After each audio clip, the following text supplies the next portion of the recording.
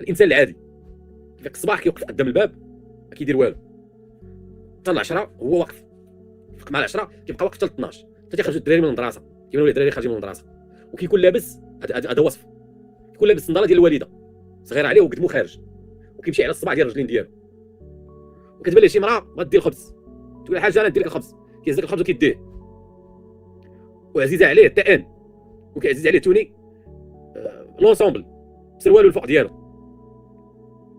فهمتيني؟ وديما راجا ولا ديما وداد واحد فيكم باش ما نخسرهاش، ولا ديما لي فار، ولا ديما كوكب، ولا ديما قنيطره حلومه ولا حلابه ولا ما عرفتش تقول لكم. والهضره ديالو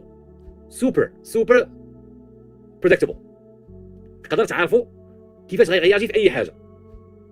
سوبر بريدكتبل لدرجه ما كاينش ريحه لينوفاسيون، ولدرجه واحده اخرى كتقدر تعرف المستقبل ديالو. نعطيكم مثال، انا مزيد من بعد كاين شي وحدين اللي كيتقلوا في الهضره ديالو، ماشي بحال التقوليه اللي كندير انا بوز كي فهمني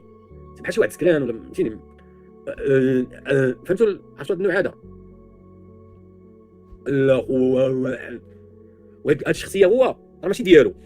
هذه مكتسبه.